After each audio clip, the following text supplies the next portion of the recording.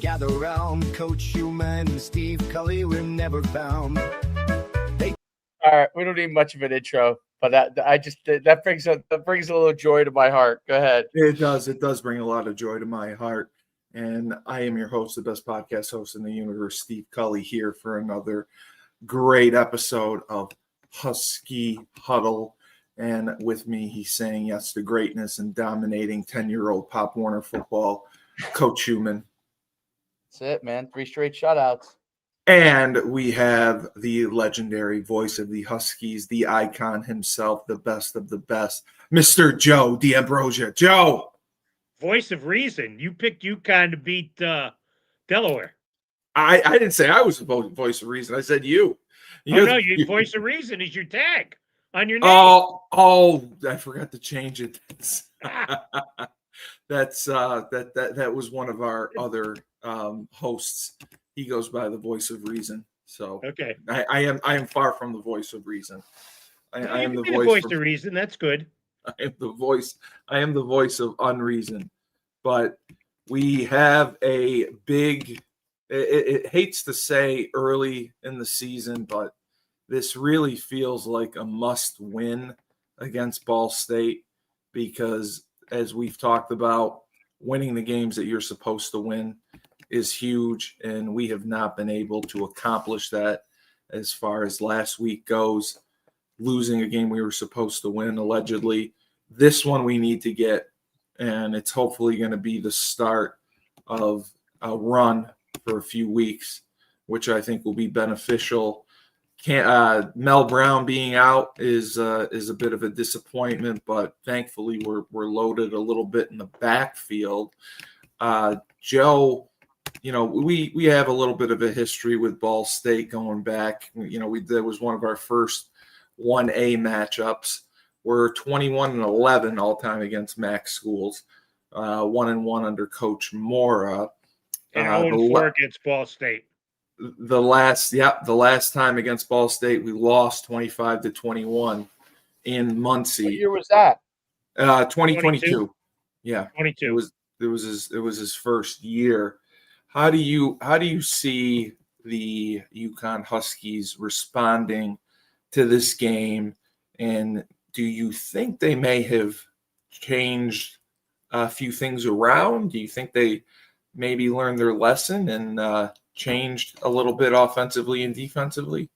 Not a thing. Not a thing. No. Nope, not a thing. I don't think you can do that after one loss like Delaware. I think if you do that, that's a sign of panic. Right. There's certainly no reason to change anything with the offense. Right. Offense put up 41 points. No. So Correct. We can talk about blocking schemes and zone runs and all that happy bullshit. The bottom line is they put up 41 points. Last week was purely on the defense. Look, UConn's a 21.5-point favorite going into tomorrow. Really? Ball State, yep. Ball State got beat by 31-0 to Purdue. Yep. And then went down to the Plains and lost 42-3 to Auburn. And then barely squeaked out a win over New Hampshire. Against UNH, so take that, and you look at how UConn did against Central, that's probably the reason for the 21.5-point spread. I would think it hasn't been a fun week at practice. I would think that, especially on the defensive side, I don't think they're going to change anything, boys, but I think they're going to fine-tune things and make sure that what they're doing defensively, whatever that is, which is putting a lot of pressure on, is what they're going to do against the Cardinals. Yeah, Dave, we took a look at some of the film from it and the defensive alignments especially in the red zone with that 3 safety look. And Ball State is another team that has a running quarterback. That's the only reason I tend to be mildly concerned and nervous. I think that they have to adjust. I'm not saying throw away the defense. I'm saying they have to line up maybe differently to certain formations to account for the quarterback. And people don't understand the zone read stuff. It's just option football. They have to play option football and play their responsibilities. And that's what we saw really cost them against Delaware, where you saw. You know what I missed? You know what I miss? I miss the old Lambert rankings. You know why? You remember those, Joe, from the old days? Oh, of course. Yeah. They combined both, especially for the Northeast. They combined, like Penn State and Notre Dame would always be like at the top, and then BC usually. But they combined a lot of the FCS and FBS together because sometimes like Temple was, horrible back in the old days. You know what I mean? And they would win one game and Temple would be rated below, let's say, UConn. Okay. And you got a better, like a power ranking feel of what, and they used to have the Sagarin rankings. And they used to have the Sagarin rankings, which used to have a power ranking feel for all the programs, FBS and FCS. Yeah, that's right. Anymore. Together, but I would like that with like a lot of our schedule, because I'd like to know like what is the power of the program. So, for example, New Hampshire is ranked 25th in FCS poll. Okay, currently 25. Rhode Island is like 8 or 6, I don't know, top 10. Wow, they're ranked that high. Yes. They haven't played each other yet. I don't know who's better or worse, but I would wonder where UConn would be on the old Sagarin rankings after losing to Delaware. So I want to say they should just smack New Hampshire, but Ball State. You mean Ball State? Sorry, I mean Ball State, but New Hampshire playing Ball State tight gives me a little bit of concern that Ball State is somewhere in the level of where we are. Ball State I disagree with you because and I want to know why. Yeah, I think it's CBS does the bottom 10 teams, which is a place we used to reside in all the time. Ball State is regarded as the third worst team in the country. Yeah, worst team in the country. It's not good if you're Ball State. No, that's not good. So you're saying this should be a slam dunk win, especially at home. Look, if it was in picturesque Muncie, then I think you got. Then I think you might have, some issues. But with being in being in East Hartford in a homecoming, not homecoming, but you're back home after 2 weeks on the road. I just think I don't see this as being I don't see this as being a miserable game, a game they can lose. They have actually this week Ball State is 11th in the bottom 15. Here's the bottom 5: Oklahoma State 1, Akron 2, UMass 3, Eastern Michigan 4, and how about this? Virginia Tech 5. What has happened to Virginia Tech? Virginia Tech is 5 lowest. Well, they fired their coach. I know they fired a coach. I saw that. They have started out poorly. They have struggled since Coach Beamer left. Even Justin Fuente had a better winning record than the guy they had in. And they have fallen off a cliff, honestly, where they shouldn't be. And with the facilities they have, that should never happen. No. And it's funny because Joe mentioned that I believe like 10 of the lowest ranked teams are in the MAC, or the MAC is the conference with the most winless teams. So it is an opportunity. See, I think, Steve, you can't, because MAC teams have to get paydays. I don't think that's a fair assessment. Correct. You're right. No, you're right. Of a conference's power. you know full well Ball State's athletic budget was paid for with those trips to Purdue and Auburn. So 100%. you know, that's the 100%. No, thing. you're right. That's the thing. And you remember this when we went 1A, because the revenue generated by the basketball programs, you guys didn't have to go get your ass kicked by Texas and Oklahoma and Tennessee. I mean, the biggest game they played was Kentucky, which was a game UConn was leading going into the fourth quarter. We were, and then we're Hal in Mummy 99. and then Hal Mummy ran it up at the end. And Randy sent everybody off without shaking hands with him. You remember that? Oh, absolutely. Like it was yesterday.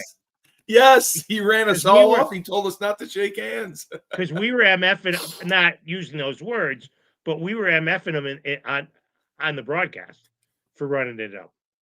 You know, we didn't say that because we don't want to lose our license. So I don't know if it's fair to judge them who's winless, because these schools have to take paychecks. But you know, look, Ball State, they have a first-year coach. They're trying to sort things out.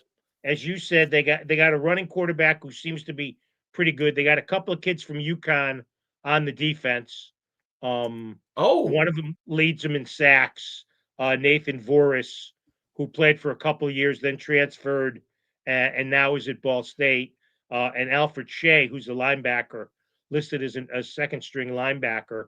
And they have 11 sacks in 3 games, which is pretty good. Which is tied for 4th in the country. UConn has 10 sacks, which is right behind. So, you know, maybe the quarterbacks don't get a lot of time. Look, here's what I do if I'm UConn in this game. I run till I stop the run. I would just trust my offensive line and just run the crap out of the ball. I agree with you. They need to get back to establishing that run. And even with Mel Brown being out, Victor Rosa, I know he had that fumble and they kind of abandoned him, but thank God for that kid, because he's someone who easily could have taken his ball and gone home and left after last season not getting a lot of reps. Yeah, but then he fumbled. He fumbled in that game. That's what I'm saying. But the fumble got called back. But after that, he didn't get a carry, which I didn't necessarily think was right. Was that last week? Yeah. He had that fumble that was returned, but it got called back on a defensive holding call. But they did not put him in the rest of the way.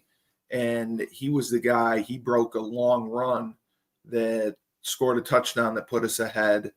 He did some nice things in there with picking up the blitz. He did have a nice run, yeah. He's good out of the pass catcher out of the backfield. Very good third down back, good catching out of the backfield. He blocks. He's a little guy, so you can hide him behind some big O linemen on a screen pass. And 100%. If the O linemen do their job, you'll never find him. What happened to MJ Flash? That's what I had wondered as well. I had wondered why MJ did not play, but Dave, my sources tell me that MJ Flowers will be active and part of the game plan this week, and we will see him get some carries.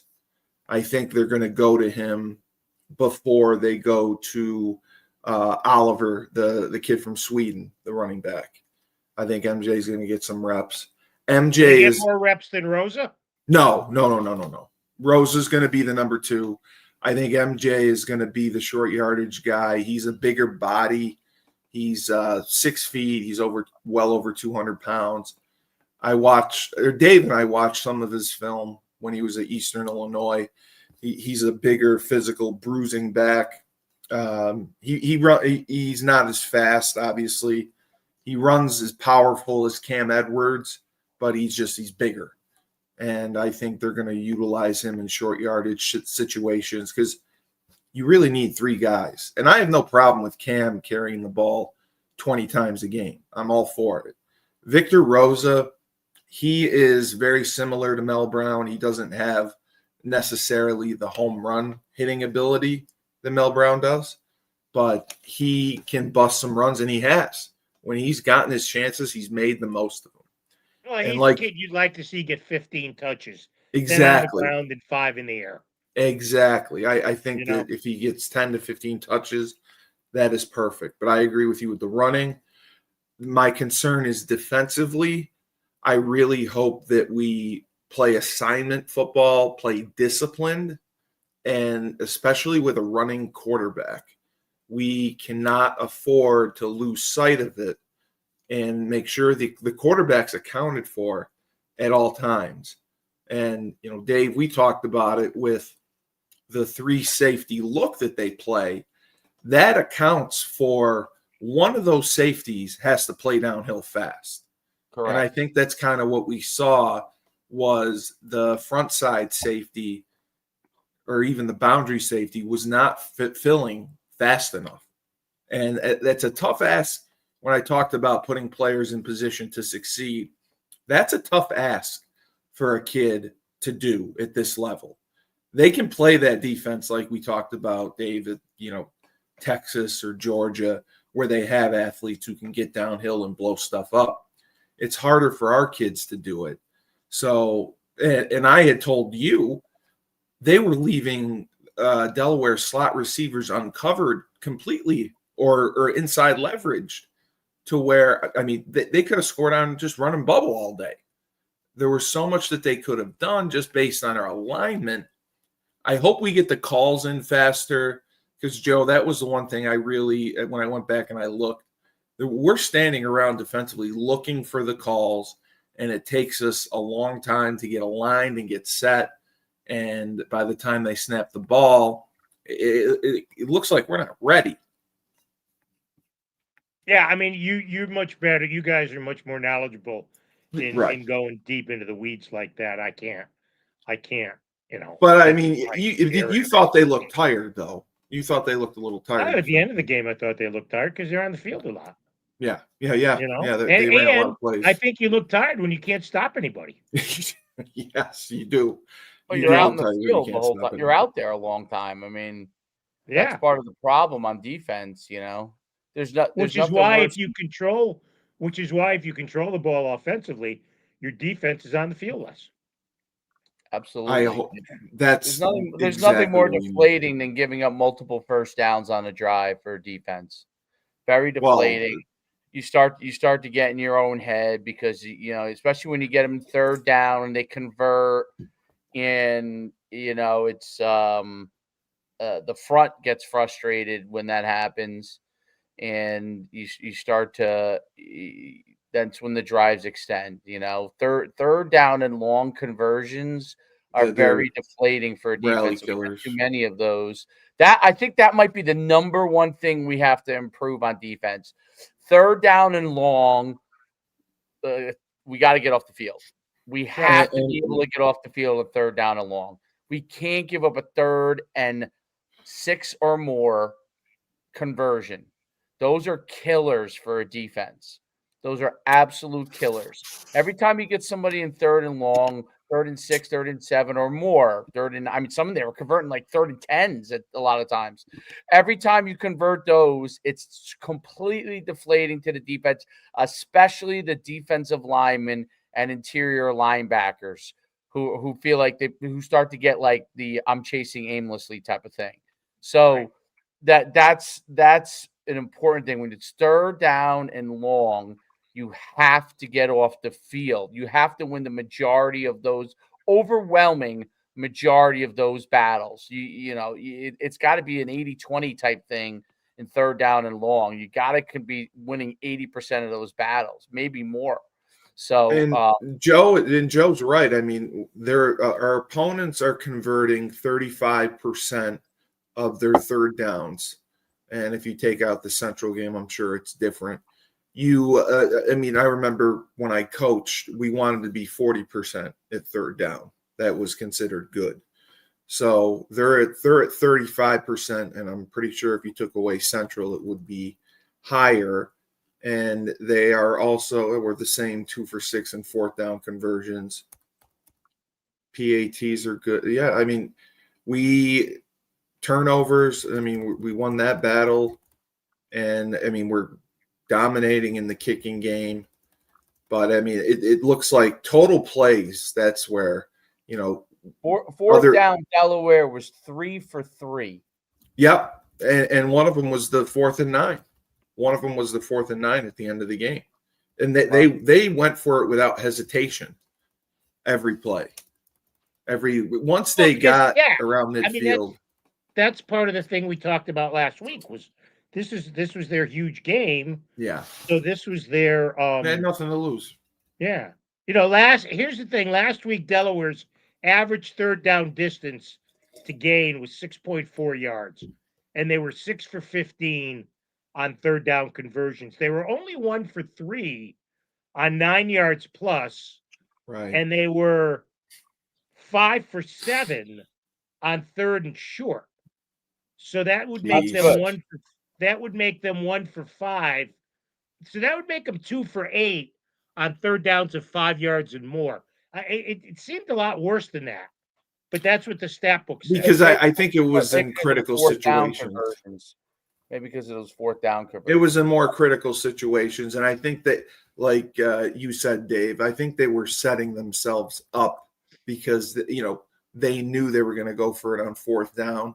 So they didn't. They were pretty efficient too, I guess, on third down and fourth down. They weren't horrible. They were 5 for 15 and 1 for 3. I mean, I'm sorry, 10 for 15 getting off the field and 2 for 3 and getting off the field. So I mean, it's not. Well, I think you said it though. I think you guys said it. It's not the overall numbers. It's when it happens. It's a situation. Yeah. It's when it happens.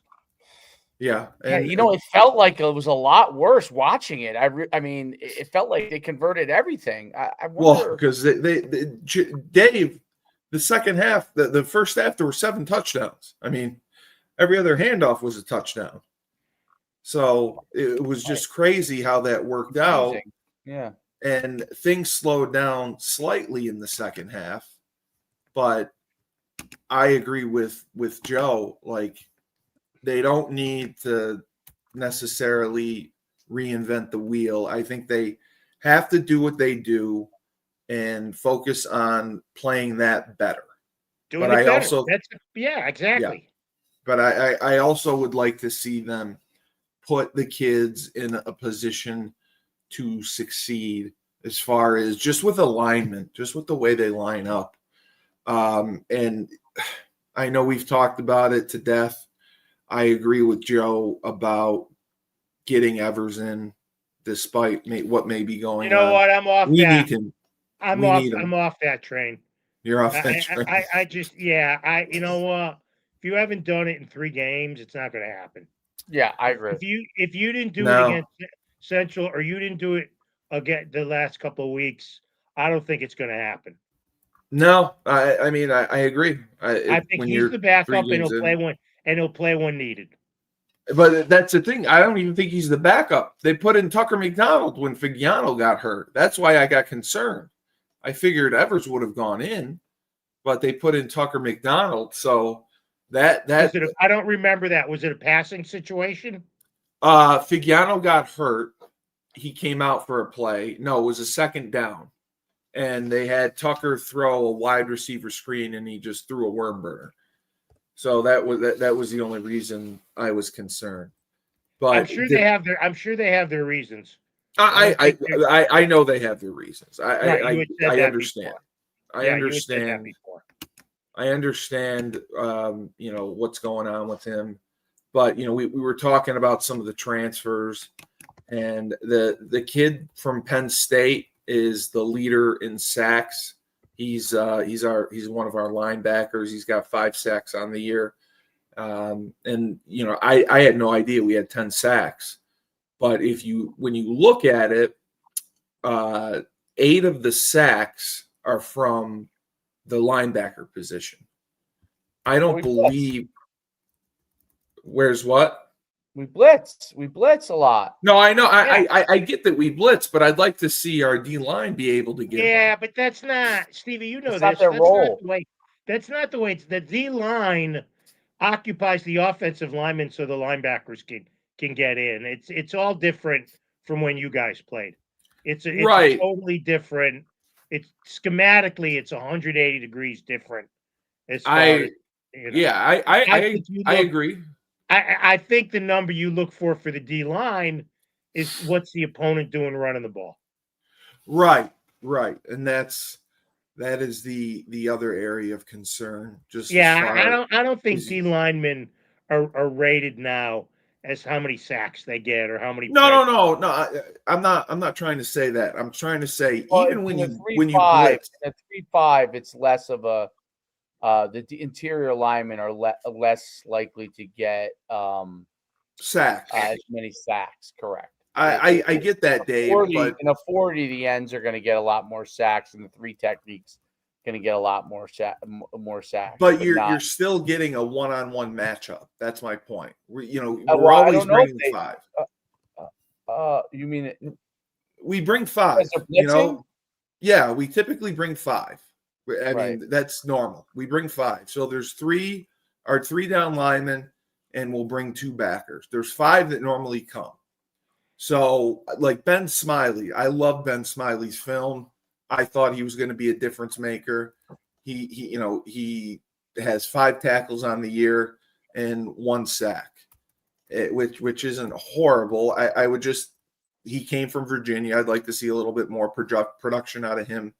Vincent Carroll Jackson, I lauded when I saw his film. I thought he was tremendous. He has 7 tackles. He doesn't have a sack. But yes, in the way the defense is built, correct. The linebackers are set up to make the plays and to get the tackles. You know, But that's Joe, why who was the kid from the Connecticut kid a couple of years ago who had all the tackles? was it Jaden McDonald? No. Oh, okay. Kid was, I don't kid know was a then. Connecticut native. He had like 1 million tackles. They called him. Okay. Remember him? I know because I honestly didn't start watching again until last year. So that's why I don't remember. I'm gonna check. I'm gonna check Jackson right Mitchell. now. Mitchell. Okay. Jackson Mitchell. You know, I mean, everything was fed to him, and now he played Right. great. He was a great college player. You know, never did anything at the next level because he was undersized. But that's not what we're talking about. Right. He was a great college linebacker. Joe, I know you have to get running here, but what would you say your prediction for this game is? Do you think we turn it around? 41-14 UConn. There you have it. 41-14. Look, if it's a game going into the fourth quarter, then the air raid siren should sound because that's a bad sign. That is a bad sign. Yes. I think this is not a very good team they're playing. I think UConn is frustrated by their last 2 performances. Look, UConn could be just as easily 3-0 as they are. They could. They're 4 plays away from being 3-0. And then we're having a whole different conversation. But 100%. They're entering the portion of the schedule that's softer than one-ply toilet paper. Yeah. So, starting this week, I think Edwards has a big game. I think Bell has a big game. I expect Rosa to have a big game. I think we're going to get a defensive touchdown. Freeman's going to kick a couple field goals, and it's going to be 41-14. Last question. Do you think we're going to draw a crowd? Do you think that we'll get a decent crowd for this? It's supposed to be a nice day. Okay. But again, it's Ball State. Yeah. And, I think, look, you didn't get a great, you announced 37 for Central. It was closer to 20. Are you serious? It was that big of a difference? Oh, of course. It happens all the time. Oh, my God. I'm here thinking 37. Wow, they actually did it. No. Oh, okay. No. Maybe 25. It might have been 25. Okay. Because the figure announced is the tickets that are out. That are sold, correct. Well, not even sold. Oh, okay. Not even sold. I thought on like the secondary market that haven't been sold. No. It has nothing to do with it. It's the amount of tickets that are out. Look, if they get 25 on Saturday for Ball State, I think that's a great crowd. Yeah. I mean, I'd love to see us get 30 and above, but I mean, Yeah, it's not I'll happening. take 25. You'll I'll get take 30 for the rest of the schedule. for You'll get Duke 30 and- for Duke. You'll maybe get, depending on how the season's going, you'll get 30 for Air Force. But I'd be surprised if you get more than 25 for the other 3 home games. Yeah, no, I understand. Do you have a game Saturday? I have Hartford Athletic Okay, you're gonna be down there. Okay. soccer, so I will not be at football. I will be watching and listening. And then I had wondered the FIU weekend. Are you working that? You probably have a game that Saturday. What's that? The 28th? Yeah, it's 2 weeks from tomorrow. Let me check the Calendar. Let me check the calendar here.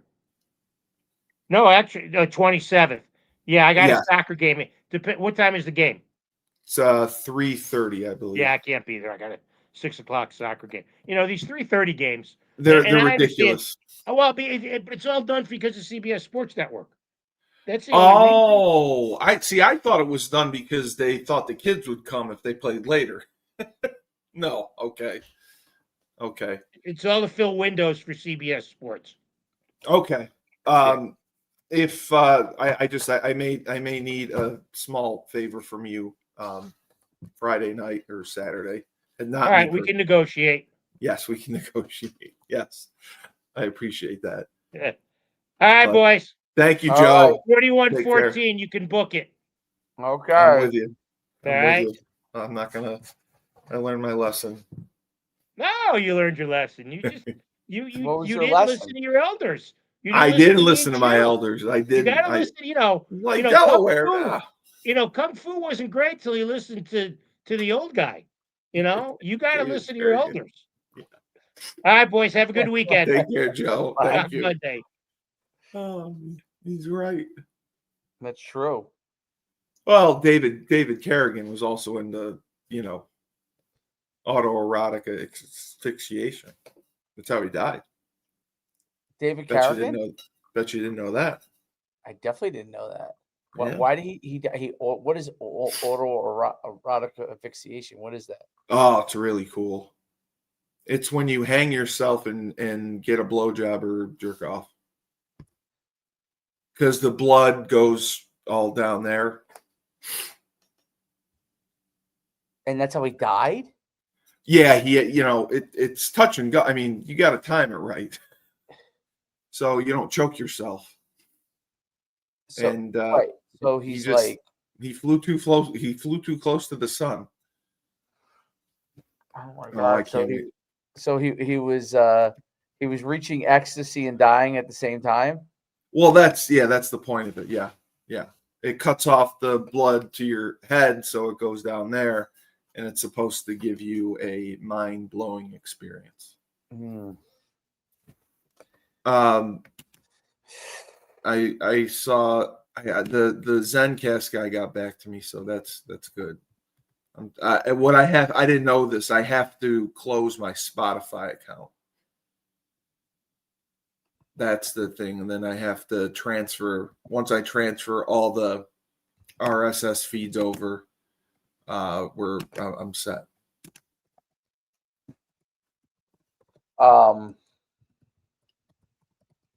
Okay, that's cool. So my prediction. Would you like my prediction? Well, I'd like to talk a little bit more before we sign it. Okay, let's do that.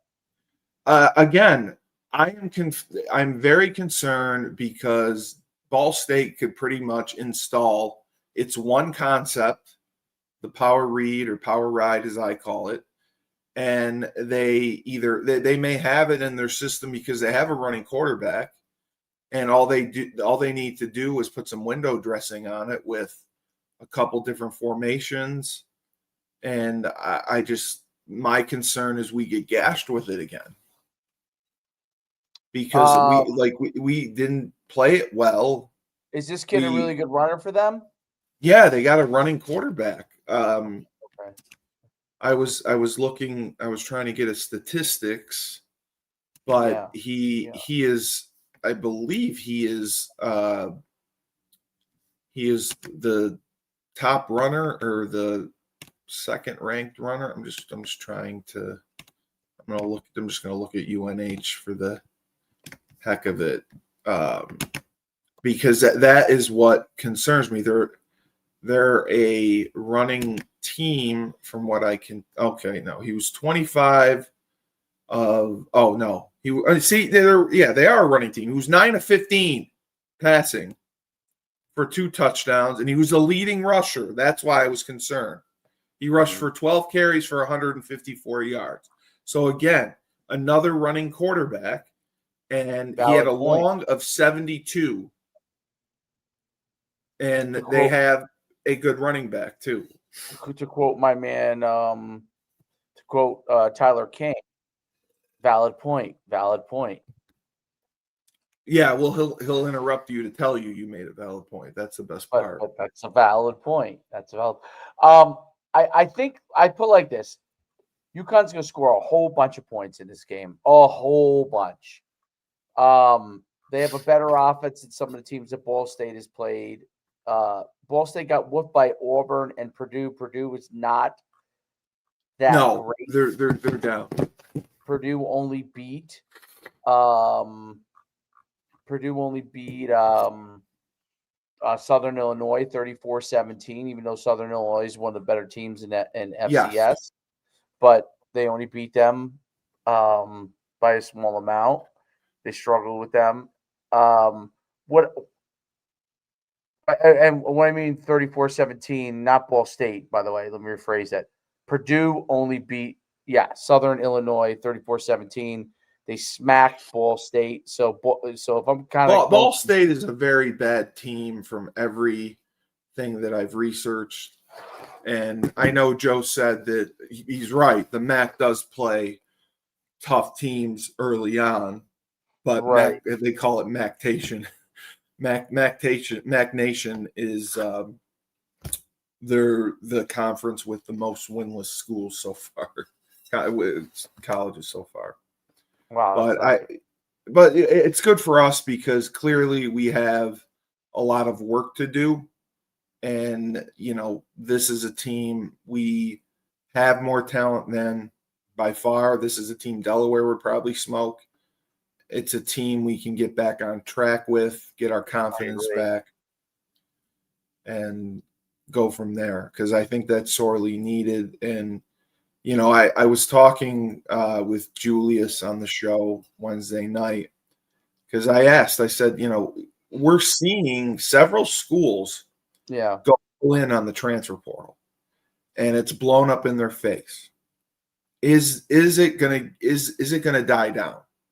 Will they go back to recruiting more high school kids? I think they're going to be more balanced. I don't think it's going to die down. I would just. He said that too. He said it's going to get worse before it gets better, but he thinks that there will be more balance. I think you're always going to have some guys who are going to live like when. On the basketball side, Calipari lived with the freshmen. Do you think? The one and dones. Yep. Like there's some guys that are just, what their philosophy is going to be. I'm going to this is where I think I could be successful. My skill set is, and I'm going to go all in on this. You know what I'm saying? And then you're going to have the Dabo Sweeneys who are going all in high school. And that's not necessarily working out great for him either. He did take he took more transfers than usual, but I'm talking like Texas took a lot of transfers, and they have looked awful. I think they'll become more balanced over time. I think because Florida took a ton of transfers because they're awful. Because I think in the long run they're going to lose so many kids to the portal themselves that's the issue that I see. And I kind of get Moore's philosophy, because you take a kid, you develop them, 2 years later they're gone. Moore's I get it. I think it's ignorant to come out and say I'm only going to take transfers. I think that's very, very stupid to say. I think I'm only going to recruit. I'm only recruiting transfers. Well, even in basketball, we don't just take transfers. We'll take one transfer. I mean, we weren't. McNeely wasn't a transfer. No, I'm not talking about us. I'm saying teams can probably yes. can go with that philosophy in basketball a lot easier, and Yes. and have some real good success if you do it well. You know what I mean? But I think we can play defensively. My concern was watching the film. We're misaligned every play. We're giving up so much pre-snap. There's so much you can do. Like, I don't even know what to pick from. Like, if I was the offensive coordinator, I couldn't make up my mind what I would want to run. There's so much that I'd want to run.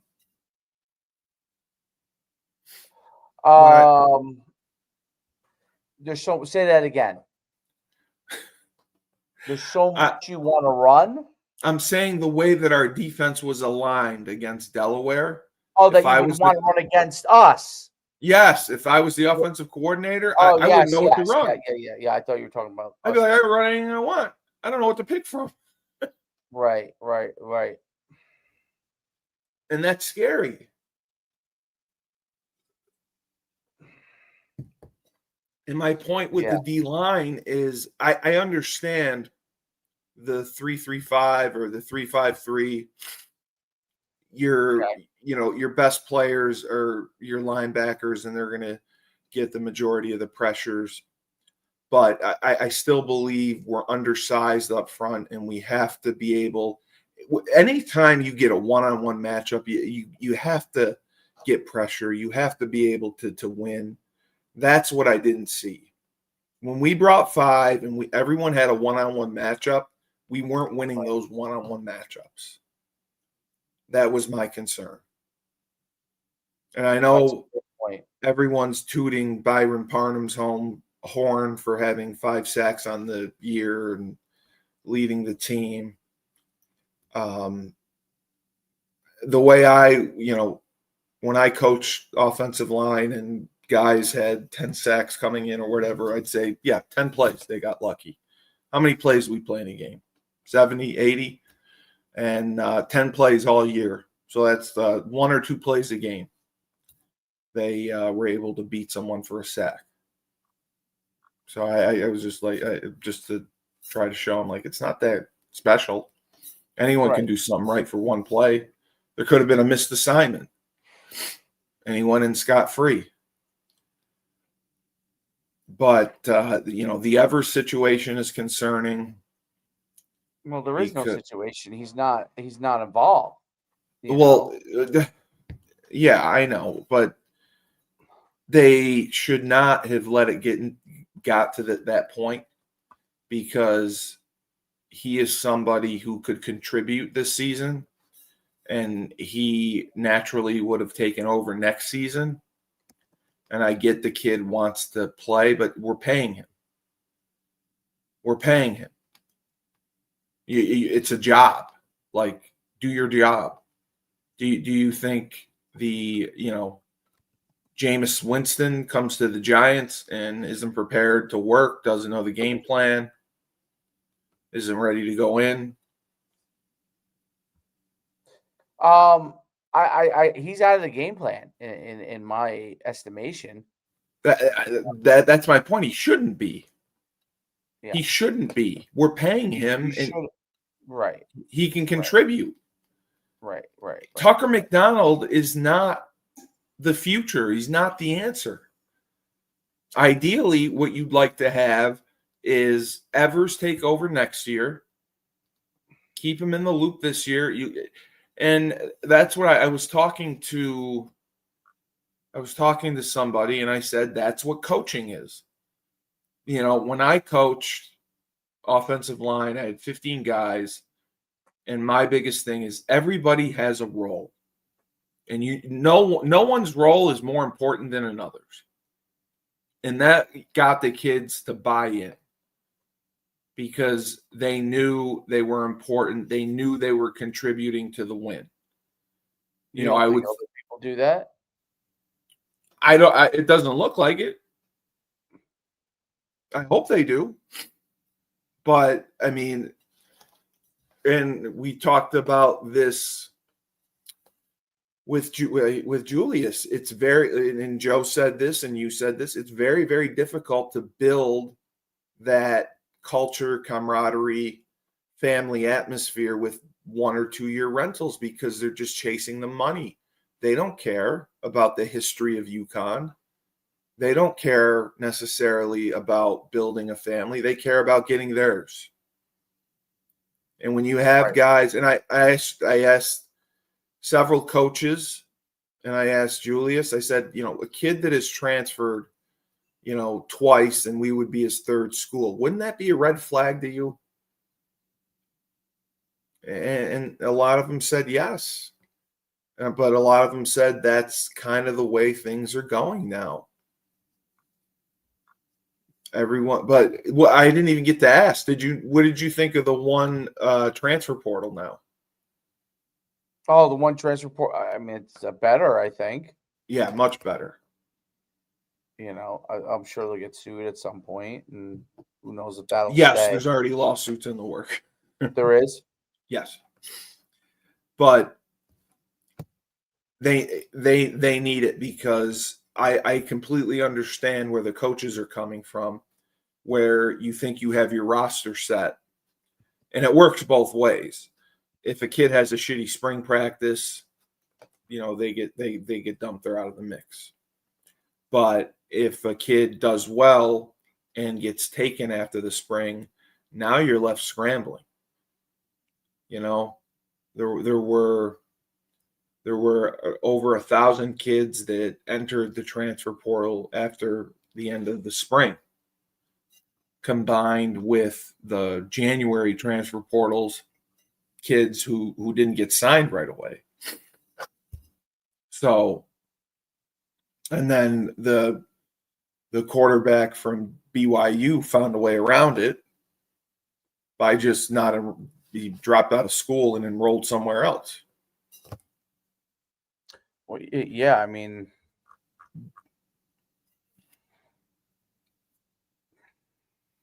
I just don't. I have not. I understand the talent's better, but I have not enjoyed college football this year as much. Just knowing how the teams are constructed. You don't know as many of the kids. That's the problem. Well, there's a ton of turnover. I mean, you're having 60, 70 kids that turn over every year. Right. Which it's disheartening to see that.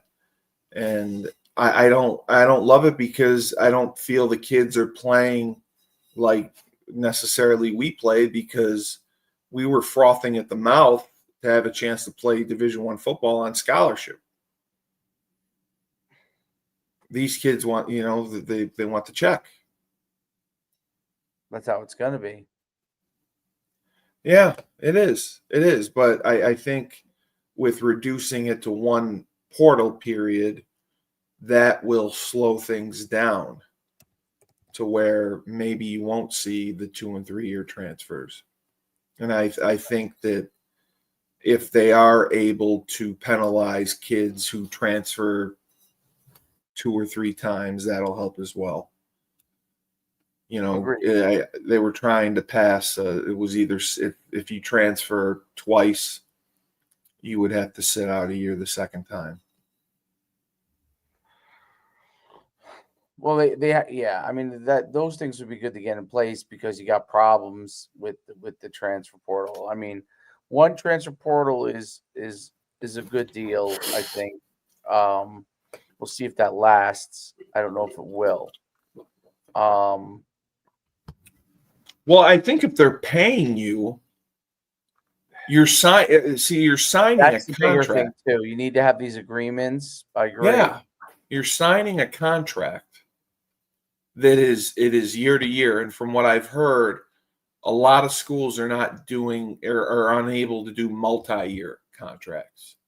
Okay. Because they're counting on money that they don't necessarily have. So the contracts are 1 year to 1 year. So if you're, I know there's a window to transfer, but I believe there's a penalty for doing so. Okay. I don't know. I know you don't. You're reading much- something else. I'm not 100% sure on that. So I'm reading something. What am I reading? I don't know. Would you be able to go to the FIU game in 2 weeks? Depends on what it is. 3:30. 3:30 game? Yeah. Probably not. No. Why?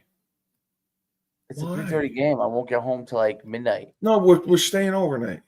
I have a game the next day. I have a game the next not next week. It's the following week. Yeah. I'm thinking. I have a game that day at 9 a.m. Oh, okay. I was gonna go tomorrow, maybe. Yeah, I can't go tomorrow. How about they just got back to me saying that I could film. This week. Yeah. Oh, well then go. I can't. I had to cancel it. Where would you film? On the field or somewhere else? No, in the suite. In the suite? Which suite? Yeah, the interviews. I needed to do the interviews with people. But okay, that's cool. we talked about this. We talked Yeah. about You don't listen to me. I know you don't I listen. do listen to you. I One remember. ear's open, the other ear's not. That's Yeah, fine. I listen. It's fine. I You don't do give a forget. shit. Listen, I was trying to think last night really, really hard. And You were trying to think really, really hard. Yeah, I couldn't remember. I was thinking about when I was coaching high school, the different places that I took my kids to go play 7-on-7. Oh, I was trying to okay. think of over the years where it was. Just kind of like it was bothering me because I thought I brought my team to UConn and we didn't do well that one time or whatever. But I could. I know this is gonna sound crazy. I only thing I can remember was meeting Paul Pasqualeone. What's his name? Oh, well, that was a long time ago. Pasqualoni was out by 2013. I know, but that's 12 years ago only. So I was like, I was thinking to myself, I'm like, how come I can't? Yeah, but your kid's 10.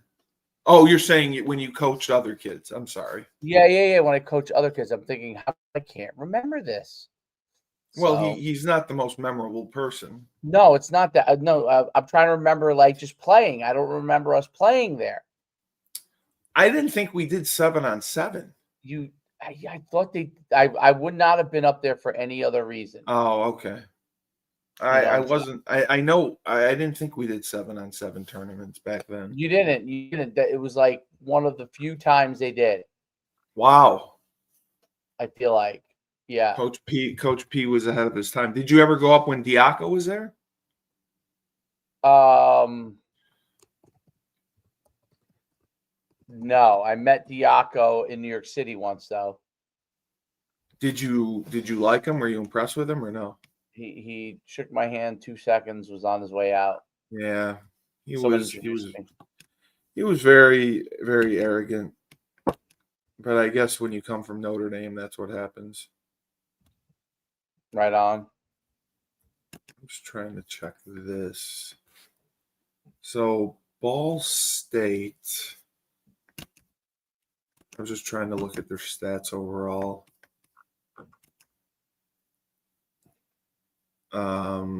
Okay. Ball State. Yeah. Oh, they didn't. No, I have to run off in about 5 minutes to go in another pod. Of course you do. What other pod are you doing without me? I have the Prospect podcast I gotta do. Oh, you're doing it later. Okay. All right. So my prediction, hold on. UConn 42. Ball State 35. Okay, since you and Joe picked 42, I will go. We scored 38 this past week. I will go 35-10. 35-10. I'm hoping Just Coach remember, Brock pulls his head out of his ass. If you're ever feeling down, I don't feel down. I know. If you ever, well, I did feel down the Delaware game. I wanted to smash my head through the TV. If you're ever feeling down, just play this song. Don't.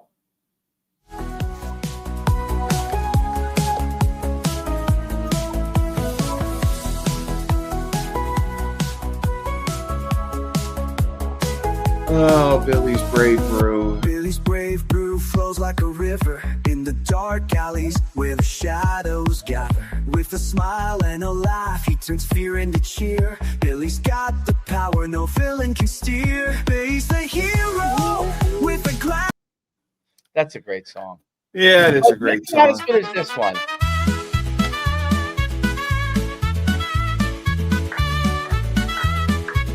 UConn's gonna win. Here we In go. the Husky Huddle, we gather round. Yeah, Coach we're gonna Human beat Ball Steve State. Cully, we're never bound. We're gonna take it to Ball State, a Talk back about the team. team with Pound such 'em. zeal, strategies and That's plays. Super Rated Bowl. low. Analyze it What well. about rated The lowest stadium's full in the nation? of cheers The and stadium's shouts. not full, UConn's apparently. got spirit.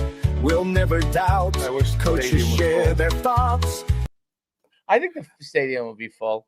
He said 30. They announced 37,000, and it's I went it's marked online as- to look at tickets. You could get tickets. It's not really hard to get tickets. Well, no, we can. Baylock gives us tickets.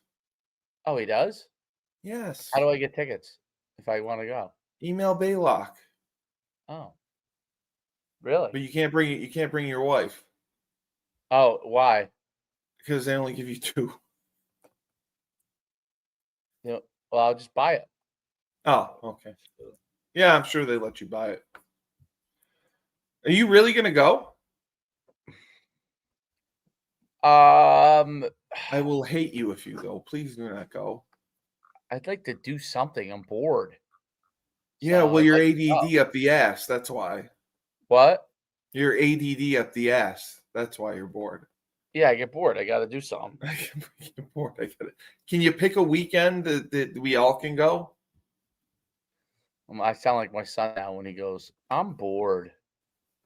My friends aren't going to be there. You're not going to have fun. I'll have fun. I'm sure there's people there that I don't know. No, go to when the 95 team's being honored. Go to that. I thought they were supposed to be honored this weekend. Well, maybe I got my fucking dates wrong. No one still hasn't reached out.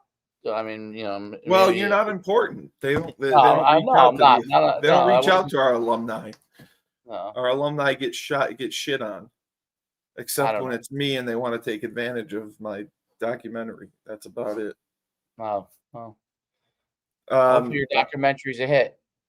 Yeah, well, if it ever gets finished, if she can come out for the FIU game, but yeah. So you've heard it here.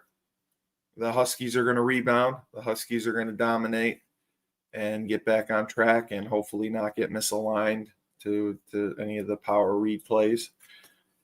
Even with a running quarterback, we have to destroy the MAC. So remember, when life gives you lemons, don't make lemonade. Take 2 oranges and just shove them up Coach Brock's ass. Oh. That's pretty mean. Well, I'm not a nice guy.